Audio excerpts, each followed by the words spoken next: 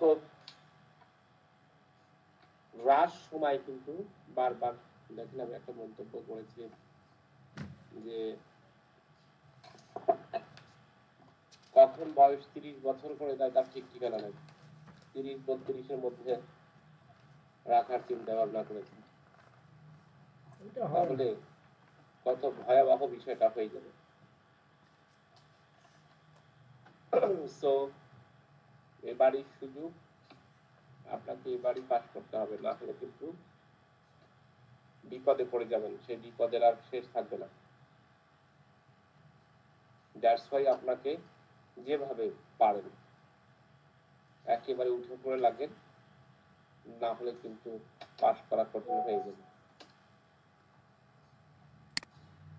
তাহলে হচ্ছে এই যে বেআইনি সমাবেশের কিছু বেআইনি সমাবেশের অলরেডি আমরা কথা বলেছি, শুধুমাত্র একটা জিনিস আপনাকে বেআইনি সমাবেশ থেকে প্রশ্ন করতে পারে, সেটা হচ্ছে বেআইনি সমাবেশের সংজ্ঞা, বেআইনি সমাবেশের এলিমেন্ট গুলো কি, বেআইনি সমাবেশের সদস্য হওয়ার শাস্তি কি, যেগুলো আমরা অলরেডি আলোচনা করেছি।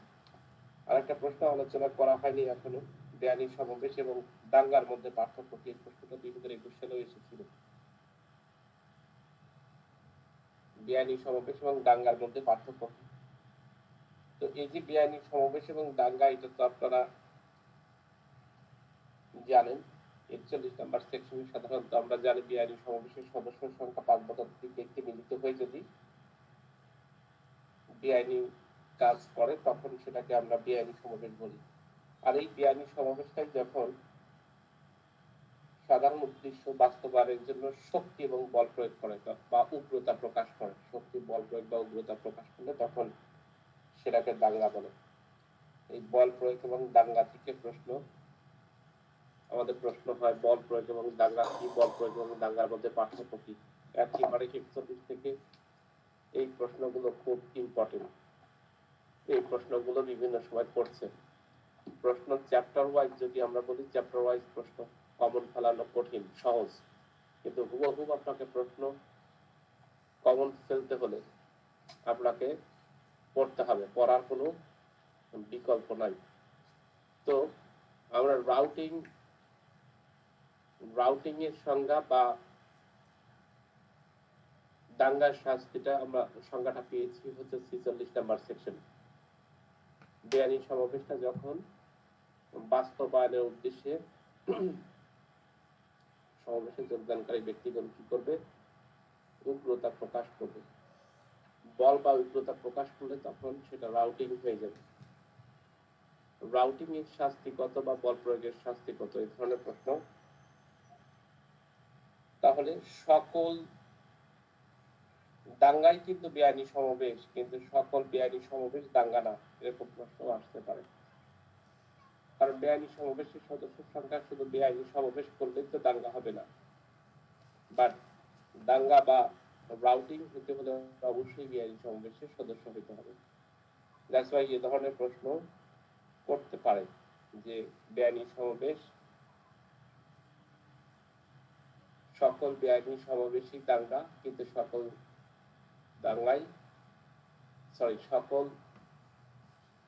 দাঙ্গাই বেআইনি সমাবেশ, বাট সকল বেআইনি সমাবেশ দাঙ্গা না, এরকম প্রশ্ন করতে পারে। এবং এই যে 141 নম্বর সেকশন অনুযায়ী যে কথা আমরা বলি যে বেআইনি সমাবেশের সাধারণ একটা উদ্দেশ্য থাকে, এই উদ্দেশ্য বাস্তবায়নের যখন উগ্রতা প্রকাশ করে, এই উগ্রতাটাকে আমরা বলছি হচ্ছে রাউটিং। তো এই জায়গা থেকে কিন্তু প্রশ্ন করে, বারবার আমরা বিভিন্ন প্রশ্ন নিয়ে আলোচনা করেছি। আবার ছোট্ট করে আপনাকে প্রবলেম প্রশ্ন করতেই পারে, মারামারি কি? মারামারি এই শব্দটা অ্যাফার্মিং বিভিন্ন সময় প্রশ্নগুলো করে থাকে। এখানেও ওই একই কথা, দুই কথা, যদি ব্যক্তি প্রকাশ্য স্থানে যদি শান্তি ভঙ্গ করে, গণশান্তি ভঙ্গ করে, তখন আমরা সেটাকে মারামারি বলবো। তাহলে দুই বা ততোধিক ব্যক্তি প্রকাশ্য স্থানে ঝগড়া করে বা গণ শান্তি যদি বিঘ্ন করে, তখন সেটাকে আমরা বলবো হচ্ছে মারামারি। খুব ইম্পর্টেন্ট প্রশ্ন। এই মারামারি তাহলে এলিমেন্ট কি, দুই বা ততোধিক ব্যক্তি হবে, প্রকাশ্য স্থানে মারামারি বা বিবাদ করবে, গণ শান্তি বিঘ্ন করবে, এই তিনটা এলিমেন্ট হলেই সেটাকে মারামারি বলে গণ্য করা হবে। ছোট্ট একটা প্রশ্ন দিয়ে দিতে পারে, বা শুধুমাত্র প্রশ্ন করতে পারে রাউটিং কি বা দাঙ্গা কি, দাঙ্গার এলিমেন্ট কি। যে কোনো একটা প্রশ্নের সামনে ছোট্ট করে আপনাকে প্রশ্ন দিয়ে দিতে পারে। সুতরাং এই সমস্ত জায়গায় যদি একটু ছোট ছোট করে না জানা থাকে তাহলে আপনার পক্ষে অ্যান্সার করা কিন্তু খুব কঠিন। 2022 সালে বিজিএসসিতে একটা প্রশ্ন এসেছিল এখান থেকে, যে এক্স এই মর্মে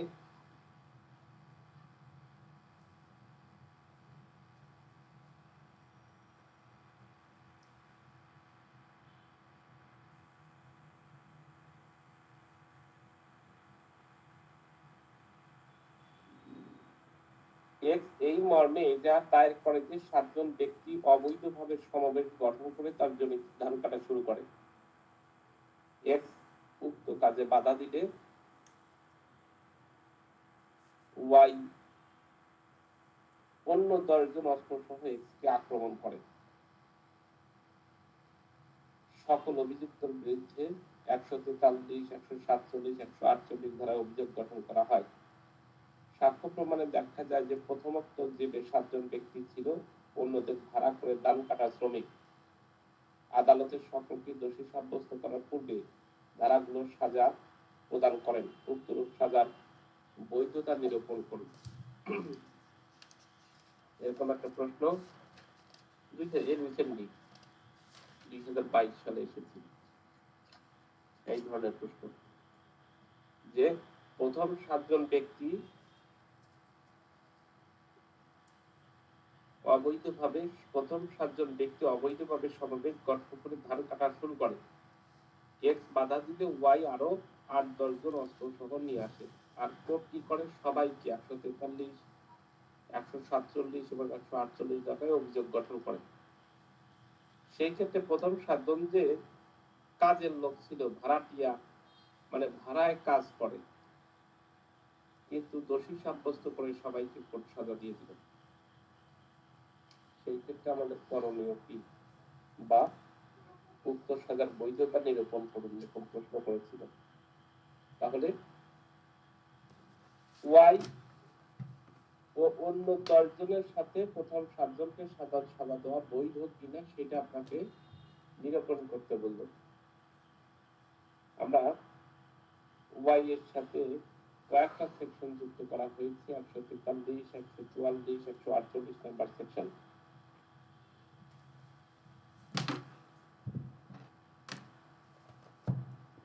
142 নাম্বার সেকশন অনুযায়ী যে সকল বিষয়ে কোনো বেআইনি সমাবেশে রূপান্তর হয়, কোনো ব্যক্তি ইচ্ছাকৃতভাবে যদি অংশগ্রহণ করেন তিনি বেআইনি সমাবেশের সদস্য হবেন। সুতরাং প্রথম সংজ্ঞা অনুযায়ী বেআইনি সমাবেশের সদস্য ওনারা না, কারণ ওনারা ভাড়ায় এসেছে, খেতে কাজ করার জন্য এসেছে, তাহলে কি ওনারা বেআইনি সমাবেশের সদস্য হলো? আবার 146 নাম্বার সেকশনে, যেটা কিছুক্ষণ আগে বললাম দাঙ্গার সংজ্ঞা দেওয়া হয়েছে, যখন 147 এবং 48 নাম্বার সেকশনের দাঙ্গার শাস্তি উল্লেখ আছে। সুতরাং ওয়াই অন্য 10 জন সাথে এই 7 জনকে কি করতে পারে না, যদি চার্জ গঠন করে তাহলে সেটা বেআইনি হবে। সুতরাং সাজার আদেশটি অবশ্যই পরিবর্তন বা আপনি রিভিশন করতে পারবেন। বেআইনি সমাবেশের সদস্য সংখ্যা কিভাবে নির্ধারিত হয়? একটা কাজের লোক ভাড়াটিয়ে কাজ করতে আসছে, তাদেরকেও বেআইনি সমাবেশের সদস্য হিসেবে যুক্ত করেছে, এটা হবে না। এই ধরনের প্রশ্ন বিভিন্ন সময় আপনাকে করতে পারে। এছাড়াও এই দিক থেকে কোনো প্রশ্ন এখন পর্যন্ত নাই। আমাদের একটা জায়গা থেকে প্রশ্ন করে বিভিন্ন সময়, আপনারা নিজে দেখলেও পাবেন, সেটা হচ্ছে মিথ্যা সাক্ষী দেওয়া। এই জায়গা থেকে প্রশ্ন করে মিথ্যা সাক্ষী দান কি, মিথ্যা সাক্ষ্য সৃষ্টি করা, এই ধরনের একটা প্রশ্ন করে 91 নম্বর সেকশন 391 এবং 393 নম্বর সেকশনের সাজার কথা বলা হয়েছে। মিথ্যা সাক্ষী নিয়ে বিভিন্ন সময় প্রশ্ন করছে। যেমন 2023 সালে বিপিএসসিতে একটা প্রশ্ন ছিল, এখানে এ জেটের বিরুদ্ধে 5,000 টাকার একটি ন্যায্য দাবির বিচারে ওই দাবির সমর্থনে মিথ্যাভাবে হলফ করেন যে তিনি জেটকে এর দাবির ন্যায্যতা স্বীকার করতে শুনেছেন। এ কোনরূপ অপরাধ করেছে, এই অপরাধের উপাদানগুলো আলোচনা করুন। অর্থাৎ আমরা যদি সংজ্ঞা দেখি 191 নম্বর সেকশনে, এই সেকশনগুলোতে মিথ্যা সাক্ষীর সংজ্ঞা দেওয়া হয়েছে। আপনি 191 সালে সেকশনে যদি দেখেন, কোন ব্যক্তি যদি শপথ পূর্বক বা শপথ অনুসারে আইন দ্বারা বাধ্য বলে বিবৃতি প্রদান করে এবং যা মিথ্যা এবং মিথ্যা বলেও জেনে সে সত্য হিসাবে সেটা সাক্ষ্যদান করে, সেটাকেই মিথ্যা সাক্ষ্যদান বলা হয়। তাহলে 191 নম্বর সেকশনে 1 নম্বর ব্যাখ্যা অনুযায়ী লিখিত বা যে কোনো ভাবেই কিন্তু হইতে পারে। সুতরাং লিখিত, মৌখিক, ইশারা, ইঙ্গিতের মাধ্যমে যে কোনো ভাবেই কেউ মিথ্যা জেনেও সেটা যদি সত্যভাবে কোর্টের কাছে উপস্থিত করে, তাহলে সেটা মিথ্যা সাক্ষ্যদান হিসেবে গণ্য করা হবে। তাহলে কি একজন ব্যক্তি শপথের মাধ্যমে সে জানছে যে এইটা মিথ্যা, সে মিথ্যাটাকে মিথ্যা জানার পরেও সত্য বলে সাক্ষী দিচ্ছে, তখন সেটাকে আপনি মিথ্যা সাক্ষী হিসেবে গণ্য করবেন। এই মিথ্যা সাক্ষীর উদ্ভব সম্পর্কে 192 নম্বর সেকশনে বলা হয়েছে। 192 নম্বর সেকশনে মিথ্যা সাক্ষ্যর সৃষ্টি বা উদ্ভবের সংজ্ঞা দেওয়া হয়েছে, কিভাবে উদ্ভব হয়। আমাদের মিথ্যা সাক্ষ্য হচ্ছে কোনো ঘটনা বা ঘটনা দলিল তৈরি করা, এটা একটা মিথ্যা সাক্ষ্য উদ্ভব হয়। দলিল নথি বিচারিক কার্যালয়ে সাক্ষ্য হিসেবে যদি উপস্থিত করে, এটাও মিথ্যা সাক্ষ্য হিসেবে উদ্ভব হয়। এসব কার্যের প্রকৃতি দলিল বা সাক্ষ্য হিসেবে ব্যবহার করলে এবং গুরুত্বপূর্ণ অংশ হিসেবে সংশ্লিষ্ট থাকলে এগুলোকে মিথ্যা সাক্ষ্য হিসেবে গণ্য করা হয়। ইম্পর্টেন্ট কথা হলো 193 নম্বর সেকশনে যদি কেউ মিথ্যা সাক্ষী দেয়, বিচারিক কাজে মিথ্যা সাক্ষী দিলে 7 বছর পর্যন্ত সশ্রম বিনাশ্রম কারাদণ্ড হয় এবং অন্য ক্ষেত্রে 3 বছর পর্যন্ত সশ্রম বিনাশ্রম কারাদণ্ড হয়। জাস্ট একটি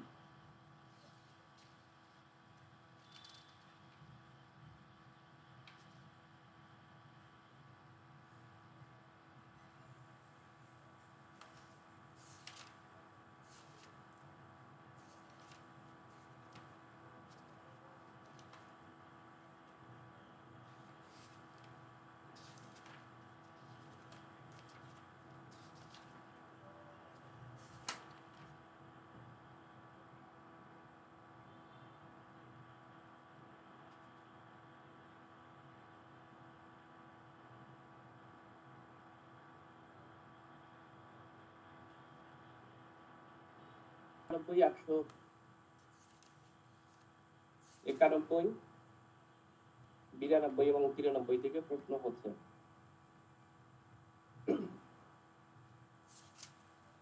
এই জায়গাগুলো থেকে খুবই বেশি প্রশ্ন করে, বিশেষ করে বিচারিক আদালতগুলোতে বিভিন্ন সময় মিথ্যা সাক্ষী দেওয়া হয়।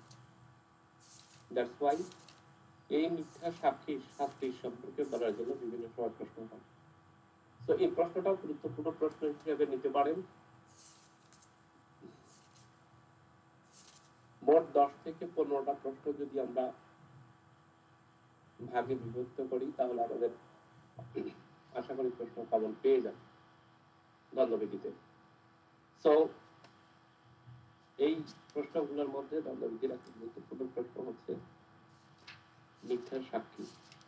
তো মিথ্যা সাক্ষীর ইলিমেন্টগুলো, মিথ্যা সাক্ষী কিভাবে তৈরি হয় বা সৃষ্টি হয়, সেগুলোর ইলিমেন্টগুলো এবং শাস্তিগুলোকে দুই ভাগে বিভক্ত করা হয়েছে।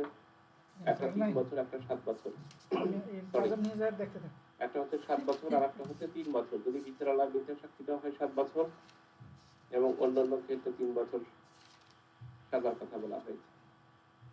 তবে আরেকটি গুরুত্বপূর্ণ ব্যাপার আছে 193 নম্বর সেকশনে, কাউকে মৃত্যুদণ্ড দণ্ডিত করার জন্য এরূপ অপরাধ করলে যখন শাস্তি হবে তখন যাবজ্জীবন কারাদণ্ড বা 10 বছর পর্যন্ত সশ্রম মেয়াদ কারাদণ্ড হবে। আর যদি মিথ্যা সাক্ষীর প্রদান বা উদ্ভাবের কারণে নির্দোষ কোনো ব্যক্তি মৃত্যুদণ্ড হয়, তখন তারও মৃত্যুদণ্ড বা যাবজ্জীবন কারাদণ্ড বা 10 বছর পর্যন্ত কারাদণ্ড বা অর্থদণ্ড হতে পারে। এই হলো মিথ্যা সাক্ষী দেওয়ার ক্ষেত্রে গুরুত্বপূর্ণ কিছু প্রশ্ন।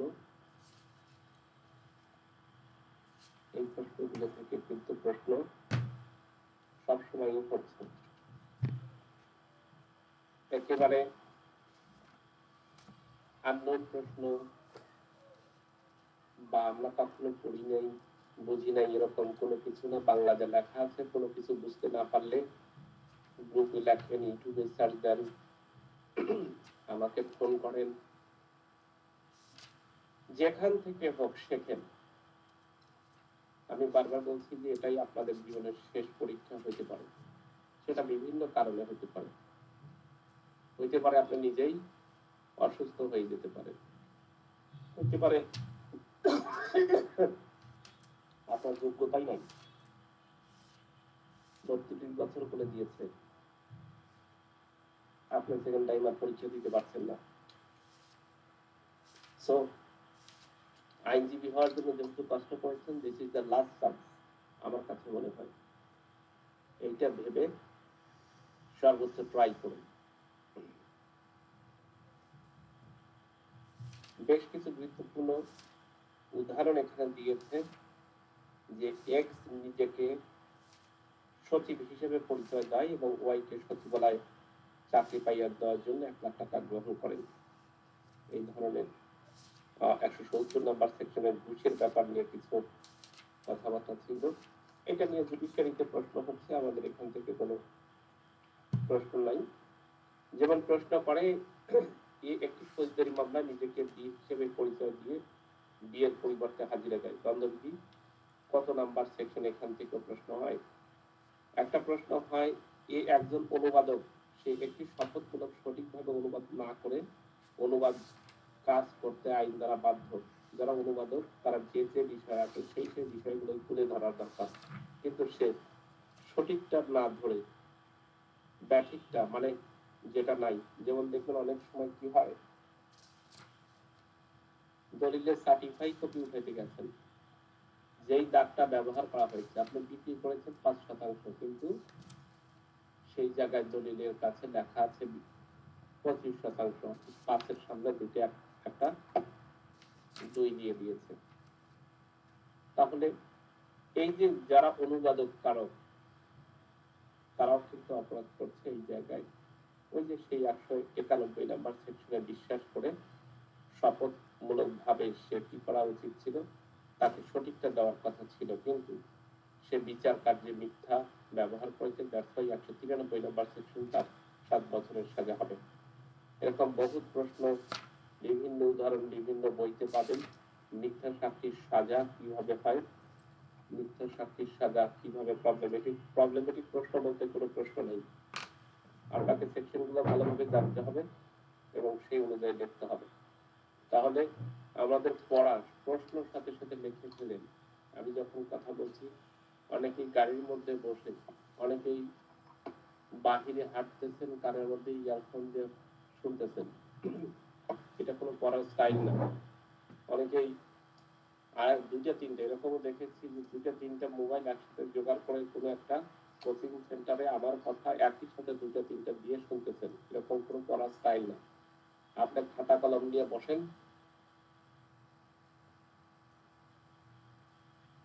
আমি যে প্রশ্নগুলোর কথা বলি 2 দিন পরেই দেখবেন এই গ্রুপ থেকে হঠাৎ করে একজন প্রশ্ন করে বলবে, ভাইয়া কি কি করবো আমরা,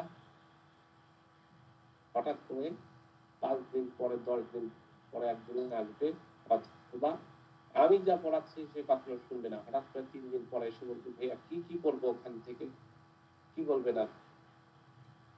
মন খারাপ হলেও মাথা নিচু করে আবার বলতে হয় এই করবেন। অথচ প্রত্যেক দিন যদি আমি যে প্রশ্নগুলোর কথা বলছি সেই প্রশ্নগুলো বলতে বলতে অবশ্য শেষ, আর আর বলার ইচ্ছা হয় না, কিছুদিন আমাদের তো চলাই। একটা লেখার কথা বলতে বলতে মানুষকে শেষ হয়ে যেতেছে। আরে ভাই তুমি পড়তেই পারো না, তোমাকে পাঠ করার আমি প্রতিশ্রুতি কিভাবে দেবো?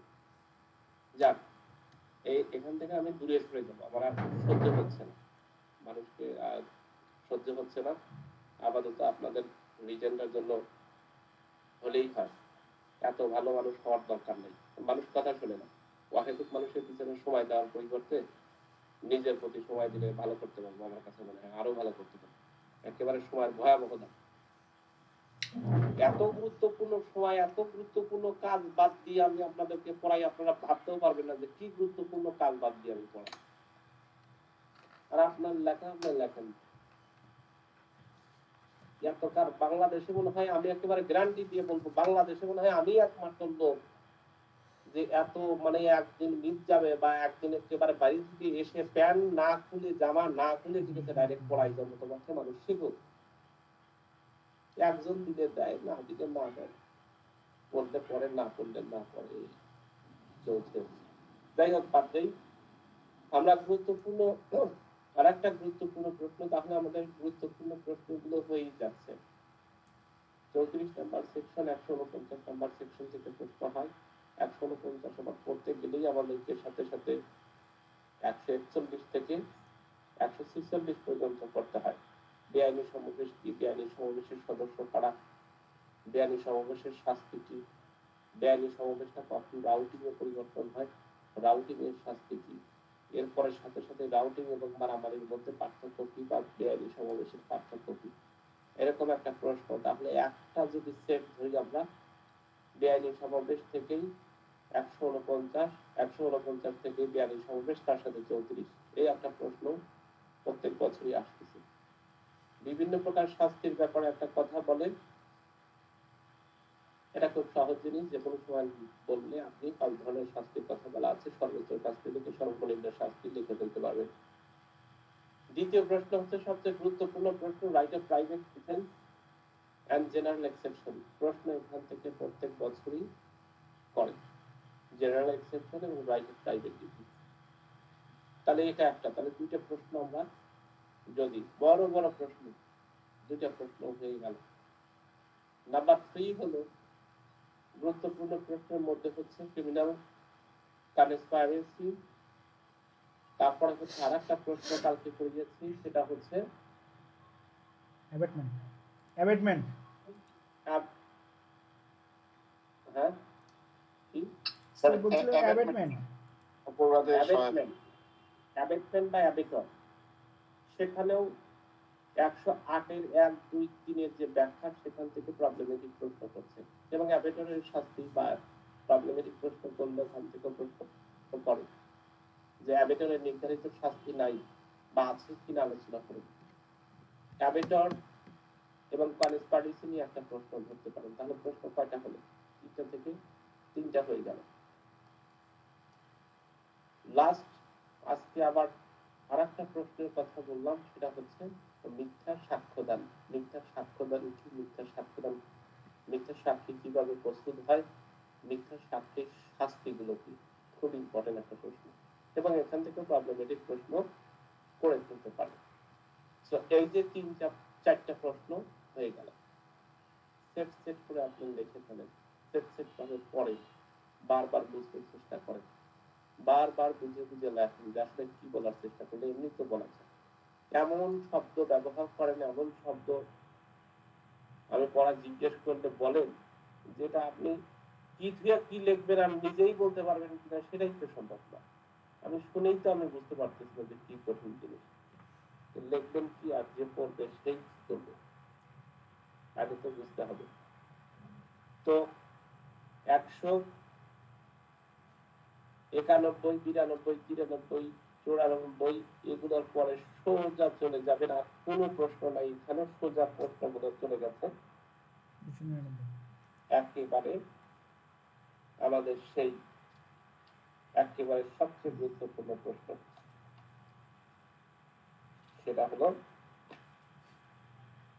নরহত্যা, যেটাকে আমরা বলি কালপাবল হোমিসাইড, ইংলিশে বলি। এমন কোন বছর নাই যেই বছরে এই কালপাবল হোমিসাইড বা culpable homicide amounting to murder, culpable homicide non amounting to murder এর ব্যাখ্যা, আলোচনা, প্রবলেম কোনোবার করে নাই। প্রত্যেক বছরই যদি আপনি কেউ যদি বলে যে আমি কিচ্ছু করবো না, শুধু আমাকে দুইটা প্রশ্ন বলে দেন, যে দুইটা প্রশ্ন আপনি পড়ে যাবেন, আমি কিছু করতে পারিনি, তাহলে আমি বলবো 299 থেকে 304 পর্যন্ত পড়েন, আর চুরি, দস্যুতা, ডাকাতি পড়েন।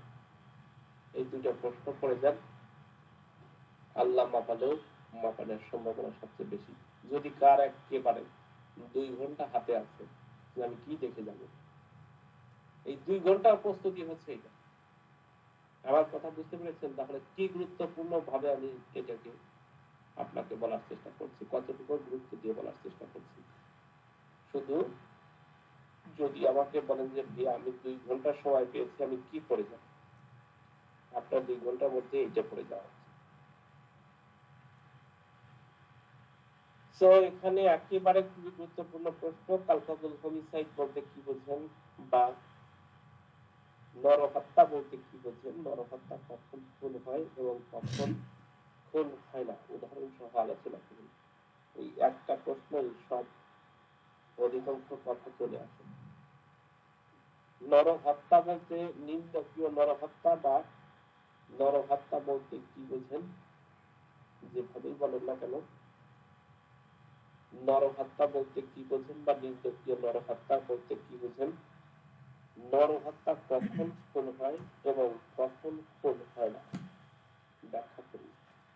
এই একটা প্রশ্ন যদি সঠিকভাবে আনসার করতে পারে, একইভাবে বলতে পারে মৃত্যুর কারণ নিম্নলিখিত নরহত্যা না হলে 304 কথায় অপরাধ বলে গণ্য কি হয়, আলোচনা করি।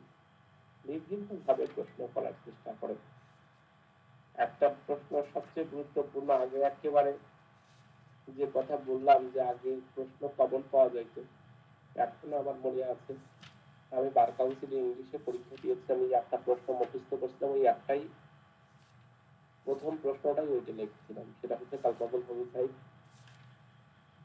সাইডের 299 এবং 300 দ্বারার পার্থক্য, প্রধান প্রধান পার্থক্য আলোচনা করেন। প্রত্যেক 2 বছরে 1 বছর পর পরই এই প্রশ্ন আসতো। নিন্দকীয় নরহত্যা এবং হত্যার মধ্যে পার্থক্য আলোচনা করেন। এই হলো সেই প্রশ্ন। এর মধ্যে যে কত রকম প্রবলেমেটিক প্রশ্ন প্রত্যেক বছর আসছে তার তো ঠিক ঠিকানা নাই। চুরি করার উদ্দেশ্যে দেখো কতগুলো প্রশ্ন এসেছে, চুরি করার উদ্দেশ্যে কয়েকটি হাঁসের প্রতি গুলি ছাড়ে, উক্ত গুলি লেগে ঝোপের আড়ালে এক ব্যক্তির মৃত্যু ঘটে। কোয়া জানতো না যে খোয়া ঝোপের আড়ালে আছে, এখানে কখনো অপরাধ করেছে কিনা আলোচনা করুন। এ আত্মহত্যা করার অভিপ্রায় বিষ পান করলে ভাগ্যক্রমে বেঁচে যায়, এ কোন ধরনের অপরাধ করেছে, যদি অপরাধ করে থাকে তাহলে আলোচনা করুন এবং সাজা আলোচনা করুন। প্রশ্ন আসে, জেদ নামক একজন ম্যাজিস্ট্রেটের সামনে এর সাক্ষ্য উপস্থিত হয় এবং জেদ বলে যে এর সাক্ষীর একটা শব্দ বিশ্বাস করেন। এই যে বিভিন্ন রকম প্রবলেমেটিক প্রশ্নগুলো দ্বন্দ্ববিধির, ওই শব্দগুলো থেকে বিভিন্ন প্রকার প্রশ্ন হয়। তো আমরা একে একে বিষয়টা একটু ভালো করে বোঝার চেষ্টা করবো। এই একটা প্রশ্নের মধ্যেই আপনি সবকিছুই উত্তর, অধিকাংশ উত্তর পেয়ে যান। তো নিন্দকীয় নরহত্যার সম্পর্কে, অপরাধজনক নরহত্যার মূল অপরাধ এবং খুন হলো তারই একটি শাখা। উভয় অপরাধের বৈশিষ্ট্য, উপাদান এবং শাস্তির উদাহরণ বক্তব্য, ওই যে সেই পার্থক্যটার কথাই বলেছে। নিন্দকীয় নরহত্যার সংজ্ঞা দিন, বারবার ওই একই প্রশ্নই করেছে। তো আপনাকে ওই প্রশ্নের উত্তর আপনাকে দিতে হবে, যে প্রশ্নটা হলো নিন্দকীয় নরহত্যা বা নরহত্যা কখন খুন হয় এবং কখন খুন হয় না, উদাহরণ সহ আলোচনা করুন। যদি 300 ধারার 5টা ব্যাখ্যা আমরা ব্যতিক্রম উল্লেখ করি, তাহলে সেখানে মাধ্যমেই নির্দিষ্ট নরহত্যা খুন হয় না। আমরা জানি নির্দিষ্ট নরহত্যা খুন হয় এবং কখন হয় না সেটা 300 ধারায় উল্লেখ করা আছে। ওই 300 ধারায় প্রথমাংশের 4টা যে অনুচ্ছেদ উল্লেখ আছে সেখানে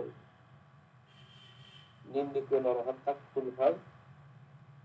প্রথম 4টা অনুচ্ছেদে নির্দিষ্ট নরহত্যা সবসময় খুন হয়, আর 300 যে ব্যতিক্রম 5টা আছে সেই 5টা খুন নিন্দকীয় নরহত্যা হয় বা নিন্দকীয় নরহত্যা খুন হয় না। তো আমরা যে মৃত্যু ঘটানোর যে কথা বলছি, আমরা নিন্দকীয় নরহত্যা কখন খুন হয়, এই প্রশ্নের উত্তর হলো মৃত্যু ঘটনার অভিপ্রায় নিয়ে যদি হত্যা করা হয়। নাম্বার 1, নিন্দকীয় নরহত্যা খুন হয় সেক্ষেত্রে মৃত্যু ঘটনার অভিপ্রায় নিয়ে যদি কোনো কাজের মাধ্যমে মৃত্যু ঘটানো হয়, অর্থাৎ যে কার্যের মাধ্যমে মৃত্যু ঘটানো হয়েছে উক্ত কার্যটি মৃত্যু ঘটনার অভিপ্রায় বলে গণ্য হবে। এই ক্ষেত্রে বলা যায় যে কেউ হত্যা করার অভিপ্রায় নিয়ে যদি গুলি করে তাহলে সেটা নিন্দকীয় নরহত্যা থেকে খুনে গণ্য হবে। শারীরিক জখমের অভিপ্রায়, তাহলে মৃত্যু ঘটনার অভিপ্রায়, শারীরিক জখম করার অভিপ্রায়, জখমটি প্রকৃতভাবে মৃত্যুর গতিতে স্বাভাবিক গতিতে মৃত্যু ঘটানোর জন্যই যথেষ্ট, এমন ভাবে জখম করেছেন যেটা স্বাভাবিক যে গতি সেই গতিটাকেই বলে হচ্ছে এটা মৃত্যু ঘটাবে। যদি কার্যটি কোনো ব্যক্তির শারীরিক জখমের অভিপ্রায় করা হয় এবং এটা স্বাভাবিক গতি হচ্ছে মৃত্যু, সেক্ষেত্রে নরহত্যাটা খুন বলে গণ্য হবে। একই সাথে অভিপ্রায় ব্যতীত কিন্তু আসন্ন বিপজ্জনক কার্য দ্বারা হত্যা, অভিপ্রায় ছিল না কিন্তু আসন্ন কাজ দ্বারা, যদি 300 ধারার 4টা শর্ত রয়েছে, হত্যা অভিপ্রায় না থাকলেও, জখম বা অভিপ্রায় না থাকলেও সেটা খুন বলে গণ্য করা হবে। যদি হত্যাটি এমন হয় যে কার্য দ্বারা করে সেটা তিনি আসন্ন বিপজ্জনক কার্য বলে জানে, এরকম যদি হয়। আর নিন্দকীয় নরহত্যা কখন খুন হয় না, তখন ওই 300 ধারার ব্যতিক্রম, যেই 5টা ব্যতিক্রম রয়েছে সেই 5টা ব্যতিক্রম আপনাকে মুখস্থ করতে হবে। এই প্রশ্নের উত্তর হলো এই। অধিকাংশ সময়ই আপনাকে প্রশ্ন এখান থেকে করার চেষ্টাই করবে।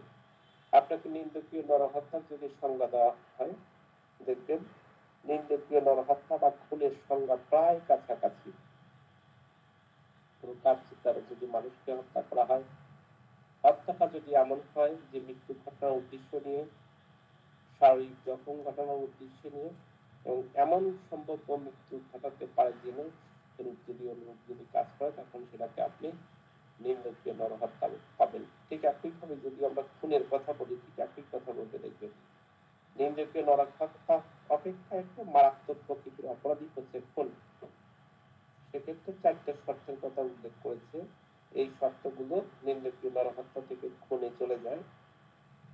ওই 4টা শর্ত আপনাকে পূর্ণ করতে হয়। নাম্বার 1, কোনো মানুষকে হত্যা করলে হত্যাটা কোনো কার্যের দ্বারা করলে, এবং এই কার্যটা কিভাবে হবে, মৃত্যুর অভিপ্রায় নিয়ে করতে হবে, শারীরিক জখমের অভিপ্রায় নিয়ে করতে হবে। শারীরিক জখমের ফলে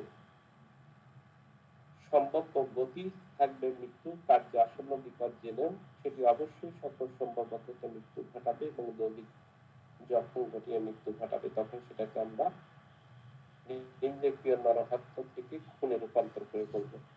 তো এখান থেকে আপনাকে 2টা প্রশ্ন মুখস্থ করতে হবে হুবহু। নিন্দকীয় নরহত্যা কি, দ্বিতীয় প্রশ্ন মুখস্থ করতে হবে খুন কি। নিন্দকীয় নরহত্যা কখন খুনে পরিণত হয়, 300 ধারায় ওই 4টা শব্দ ব্যবহার করে আপনাকে লিখতে হবে। আর নিন্দকীয় খুন অথবা নিন্দকীয় নরহত্যা কখন খুন হয় না, তখন আপনার ওই ব্যতিক্রম 5টা ব্যতিক্রম সুন্দরভাবে লিখতে হবে। ব্যতিক্রমগুলো যেটাকে আমরা বলি সাডেনলি প্রভোক যদি হয় 1 নম্বরে, তাহলে সেটা নিন্দকীয় নরহত্যা হবে, খুন হবে না। রাইট অফ প্রাইভেট ডিফেন্স যদি আপনি কি করেন, ব্যক্তিগত প্রতিরক্ষা অতিক্রম যদি করেন, ব্যক্তিগত প্রতিরক্ষা তো কোনো অপরাধ নেই, কিন্তু ব্যক্তিগত প্রতিরক্ষা করতে অতিরিক্ত কিছু করেছেন। ওই যে কথা আমরা গত ক্লাসে আলোচনা করেছিলাম, মনে আছে কিনা, যে একজন ব্যক্তি একটা ধারালো চাপাতি নিয়ে মারতে আসছিল, সে তাকে গুলি করেছে, সেকেন্ড টাইম তাকে আরেকটা গুলি করেছে। সেই ক্ষেত্রে এই যে সেকেন্ড টাইম গুলিটাই হবে হচ্ছে নিম্নপ্রিয় নরহত্যা, সেটা খুন হবে না। অর্থাৎ রাইট অফ প্রাইভেট ডিফেন্সের অধিকার যদি অতিক্রম করেন তখন সেটাকে রাইট অফ প্রাইভেট ডিফেন্স নিম্নপ্রিয় নরহত্যা হিসেবে গণ্য হবে। সরকারি কর্মকর্তা আর একটা প্রশ্নের উদাহরণ আপনারাই বলেছিলেন যে ভাইয়া একজন চোর পালায়া যাচ্ছে, তাকে ধরার জন্য পায়ে গুলি করলেই তো হইত, কিন্তু সে কি করেছে, একেবারে ডাইরেক্ট গুলি করেছে, যে একেবারে তার মাথায় লেগেছে। সেটাও খুন হবে না, কারণ তাকে তো চোর ধরার জন্য আইন বলেছে, কিন্তু সেটা নিম্নপ্রিয় নরহত্যাতে পরিণত হবে। সাডেনলি ফাইটিং, যে কথা, আপনি হঠাৎ করে মারামারি লেগে গেছে এবং পূর্ব পরিকল্পনা ছাড়াই তাকে ইনস্ট্যান্ট মেরে ফেলেছে, সেটাও নরহত্যা হয়, খুন হয় না। লাস্ট হচ্ছে সম্মতি সহকারে যদি মৃত্যু হয়। এই মৃত্যুটা যদি 18 বছরের অধিক হয় এবং সে নিজেকে যদি মৃত্যুর বরণ করে এবং নিজের মৃত্যু সম্পর্কে ঝুঁকি নেয়, তখন আপনি কি করেছেন, কাউকে মৃত্যু ঘটানোর অধিকার প্রভাব করেছেন 18 বছরের উপরে, এবং সে যদি ইচ্ছাকৃত ভাবে মৃত্যুবরণ করে তাহলে সেটাও খুন হবে না, নিম্নপ্রিয় নরহত্যা হবে। এখান থেকে প্রশ্ন হয়। তবে এখান থেকে এই প্রশ্নটা হচ্ছে সবচেয়ে গুরুত্বপূর্ণ প্রশ্ন, যে প্রশ্নের কথা বললাম, কখন নিম্নপ্রিয় নরহত্যা খুন হয়, কখন নিম্নপ্রিয় নরহত্যা খুন হয় না। 300 নম্বর সেকশনটা একেবারে পরিপূর্ণভাবে পড়ে ফেলতে হবে। ওই একটি প্রশ্ন এসেছিল যে নরহত্যা খুন হিসেবে গণ্য না হওয়ার ব্যতিক্রমগুলো আলোচনা করুন, এভাবে আপনাকে প্রশ্ন করতে পারে। তাহলে আমরা বলছি যে রাইট অফ প্রাইভেট, দেখেন একটু মনে রাখার চেষ্টা করেন, একটু ভাবার চেষ্টা করেন।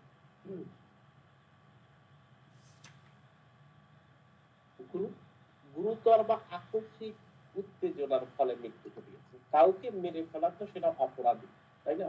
একটু যদি ভাবার চেষ্টা করেন, বিষয়টা একটু খেয়াল করেন।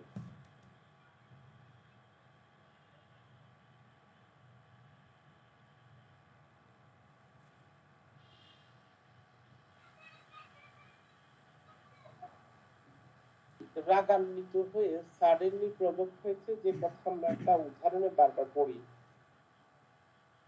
যে একজন কৃষকের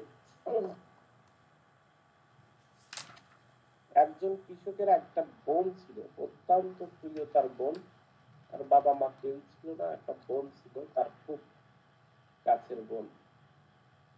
বোনটাকে বাসায় রেখে গেছেন এবং সে মাঠে অত্যন্ত রোদ্রের মধ্যে, ঘটনাটা এইভাবে পরিষ্কার করে বলেছে যে এটা সাডেনলি প্রভোক হওয়ার মতোই ঘটনা। অত্যন্ত রোদ্রের মধ্যে সে হাল চাষ করে বাসায় ফিরেছে।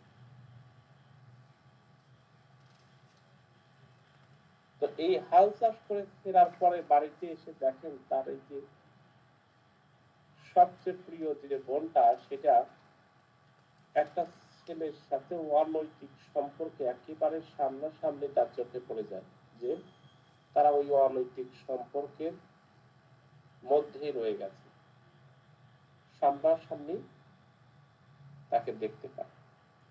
এবং সেই ক্ষেত্রে তার ভাই প্রভুক্ত হয় সাডেনলি, এবং দুইজনকে উপরি হাতে থাকা কোদাল দিয়ে মেরে ফেলে দুজনকে, তার বোন এবং তার বোনের সেই কথিত প্রেমিক, দুইজনকেই কোপায় মেরে ফেলে। সে তো মেরে ফেলেছে, ঘটনাটা সত্য। যে কথা আমরা বারবার একটু বুঝতে ভুল করি সেটা হলো culpable homicide amounting to murder আর culpable homicide non amounting to murder, দুইটা ক্ষেত্রেই কোনো মানুষ মারা যেতে হবে। অপরাধের কথা হচ্ছে দুইটা ব্যক্তি দুইটা ক্ষেত্রেই মারা যেতে হবে। যদি পরিকল্পনা কাউকে মেরে ফেলেন তাহলে সেটা খুন হয়ে যাবে। এই যে ব্যতিক্রম যেগুলো আমরা একটা কথা বললাম, সাডেনলি আমি প্রভোক্ট হয়ে গেছি, সেটা খুন হবে না, কিন্তু নরহত্যা হবে, কাউকে তো মেরে ফেলেছেন আপনি। দ্যাটস ওয়াই এই যে সাডেনলি প্রভোক্ট যদি হয় কেউ, গুরুতর এবং আকস্মিক উত্তেজনার ফলে, কিছুদিন আগে একটা ঘটনা ঘটেছে আমাদের এলাকায়। সেটা হলো বাচ্চাকে বারবার পড়তে বলে, পড়তে বসে না, পড়তে বসলেও ঠিক মতো কথা শোনে। সে অত্যন্ত রাগ হয়ে বাচ্চার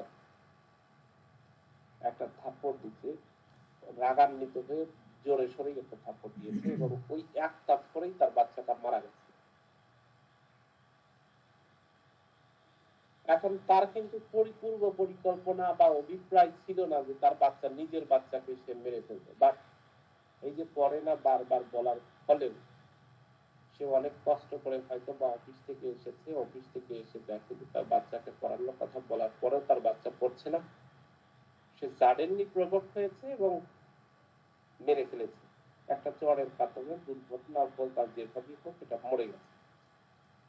এইটাকেই তখন খুন হচ্ছে না, এটা culpable homicide, non amounting to murder হচ্ছে। খুবই গুরুত্বপূর্ণ একটা বিষয় এবং এই প্রশ্নগুলো আসে। তাহলে আমাদের বুঝে আসলো যে এইটা তার পূর্ব পরিকল্পনা ছিল না, কিন্তু আকস্মিক ভাবে হঠাৎ উত্তেজিত হয়ে কাউকে মেরে ফেলেছে। এটাকে আমরা নির্লজ্জ নরহত্যা বলবো, এটা খুব খুন বলবো না। দ্বিতীয় বিষয়টা আমাদেরকে বললো, আমরা right of private defence use করে 100 এবং 103 নাম্বার সেকশন আমরা দেখলাম, তাই না? Right of private defence use করে কাউকে মৃত্যু পর্যন্ত ঘটানো যায়, ব্যাপারটা কিন্তু এটা আমরা দেখলাম। এবং এই মৃত্যু যদি ঘটানো যায় সেটা অপরাধ হয়। আমাদের খুব সুন্দর একটা কথাবার্তা আছে 76 নাম্বার সেকশন থেকে 106 পর্যন্ত। আমরা যখন একেবারে রেগুলার বেসিসে পড়ছিলাম তখন আপনি দেখেন এই যে জেনারেল এক্সেপশন গুলোর কথা বলছিলাম, এগুলো কিন্তু কোনো অপরাধ হচ্ছে না, অথচ কাউকে মেরে ফেলছে, কাউকে অপরাধ করে ফেলছে, বড় বড় অপরাধ করে ফেলেছে, তারপরে এটা কিন্তু কি হচ্ছে না, এটা অপরাধ হচ্ছে না, জেনারেল এক্সেপশনের মধ্যে পড়ে যাচ্ছে। আবার আমার জীবন, আমার সম্পত্তি, অন্যের জীবন, অন্যের সম্পত্তি বা এই চরিতার্থ কেউ যদি করতে চায়, এইরকম ঘটনাগুলোকে নিয়ে আমাদেরকে রাইট অফ প্রাইভেট ডিফেন্স দেওয়ার সুযোগ করেছে যে আপনি আপনার নিজের জীবন বাঁচানোর জন্য অন্যকে মেরে ফেলতে পারেন। কিন্তু এই যে যদি আপনি কাউকে মেরেও ফেলেন সেটাও কিন্তু অপরাধ হবে। কিন্তু যে কথা বলছি, right of private defence use করার তো একটা সময় সীমা আছে। কি হয়েছিল যে আপনাকে, আপনি বাড়িতে নাই, এই সময় আপনার বোনকে বা আপনার ভাইকে একজন শালীনতাহীনতার চেষ্টা করেছে। ঘটনাটা যদি ওই সময় আপনার বোন বা আপনার মা বা আপনি থেকে যদি ঘটায় ফেলতেন, তাকে মেরে ফেলতেন, তাহলে কিন্তু সেটা অপরাধ হইত না, এটা general exception right of private ডিফেন্সের মধ্যে আপনি পেয়ে যেতেন। কিন্তু ঘটনার 2 দিন পরে কুমিল্লাতে একটা ঘটনা ঘটেছে রিসেন্টলি, এই গত সপ্তাহে মনে হয়, মাকে উত্ত্যক্ত করার কারণে 3 ভাই মিলিত ভাবে উত্ত্যক্তকারীকে একেবারে জবাই করে হত্যা করেছে। গত সপ্তাহে ঘটনা কুমিল্লা, এবং তারা কিন্তু অ্যারেস্ট হয়েছে। এখন এই যে রাইট অফ প্রাইভেট ডিফেন্স যদি আপনি এক্সিড করেন, আপনাকে যেই সময়ের মধ্যে right of private defence use করার কথা, আপনি সেই সময়ের মধ্যে ইউজ না করে আপনি পরে 2 দিন পরে শুধু কোর্ট পাইতে আসেন, ওই সময় তাকে মেরে দিয়েছেন। ওই সময় তো আপনার রাইট অফ প্রাইভেট, আপনার জীবনের উপর তো হুমকি নাই, আপনি তাকে আইনের হাতে তুলে দেন। অথবা রাইট অফ প্রাইভেট ডিফেন্স আপনি ইউজ করেছেন, যে কথা আমরা একটা উদাহরণ দিচ্ছি বা গত কয়েকটা ক্লাসে আমরা বলেছি, যে একজন ব্যক্তি আপনাকে রাম দাও নিয়ে আপনার দিকে ধেয়ে আসতেছে, ধেয়ে আসা মানে আপনাকে মারতে আসতেছে, আপনার হাতে একটা লাইসেন্সকৃত রিভলভার ছিল, আপনি তাকে গুলি করেছেন। একটা গুলি তো যথেষ্ট, এবং বক্তব্য অনুযায়ী একটা গুলি লেগেছে। এখন লাগার পরে তো সাথে সাথে সে আর ওই রাম বানিয়ে আপনাকে আর কোপাইতে পারবে না, পারবে যদি গুলি করে ফেলে। এবং এই গুলি লাগার পরে উপযুক্ত ভাবে সে পড়ে গেছে, আপনি যে ঠিক করেছেন আবারও দুবাদুম গুলি করে ফেলেছেন। তাহলে আপনার যে রাইট অফ প্রাইভেট ডিফেন্স সেটা কিন্তু এক্সিড করে ফেলেছে, অতিক্রম করে ফেলেছে। একটা গুলি করলেই তো যথেষ্ট আপনার জীবন বাঁচানোর জন্য, কিন্তু আপনি কি করেছেন, সেটাকে এক্সিড করে ফেলেছেন। তখন সেটাকে যদিও রাইট অফ ডিফেন্স ইউজ করলে আপনার অপরাধ হইতো না, কিন্তু খুনও হবে না, কারণ আপনার রাইট অফ প্রাইভেট ডিফেন্স না মানলে তো আপনার ওই ব্যক্তি আপনাকে মেরে ফেলবে, সেই ক্ষেত্রে খুন হবে না, তবে এটা নরহত্যা হবে। নরহত্যা এবং খুনের মধ্যে পার্থক্য খুব বেশি না। ওইটাতে মৃত্যুদণ্ডের বিধানটা রেখেছে, আর এখানে মৃত্যুদণ্ডের বিধানটা নাই। এই হ্যাঁ, আমরা মনে করি যে কত মনে হয় কম বেশি আছে, যে কি মনে হয় হয়ে গেল, খুন হইল না, এটা কি হইল। সেক্ষেত্রে যাবজ্জীবন কারাদণ্ড এবং 10 বছর পর্যন্ত কিন্তু কারাদণ্ডের বিধান রয়েছে, আর 304 নম্বর সেকশনে, যদি সেটা খুন না হয়। আবার সরকারি কর্মকর্তা কর্মচারী যে কথা বলেছি, একজন আসামিকে ধরতে গেছে, ওই যে কালকে না পরশু দিনে আমরা এই ধরনটা বললাম, একটা চোর চোর পালাচ্ছে, চোরকে গুলি করে মেরে ফেলতেছে। মার্ডার কেস না, মার্ডার কেসের আসামি না, তাকে গুলি করে মেরে ফেলতে হয়। এর মানে সেও তার ক্ষমতার অপব্যবহার করেছে, কিন্তু তাকে তো দায়িত্ব দেওয়া হয়েছিল যে কোনো ভাবে আপনি কি করতে পারেন, নেসেসারি অ্যাকশন গ্রহণ করতে পারবেন সেকশন 43 অনুযায়ী। দ্যাটস ওয়াই আপনাকে কি করতে হবে, ওইটা তার খুন থাকবে না, নরহত্যা চলে যাবে। আর একটা হচ্ছে সাডেনলি কলহ, যে কথা আমরা বললাম, সাডেনলি আপনার পূর্ব পরিকল্পনা নাই, হঠাৎ করে ওই দেখবেন বিএনপি জামাত নিয়ে কথা বলতেছে, এর মধ্যেই হঠাৎ করে ঠিক আছে একেবারে অতি উৎসাহী হয়ে যে বিএনপি জামাত লেগে গেল, একজনে মেরেই ফেলল, হয় না এরকম? বা খেলা নিয়ে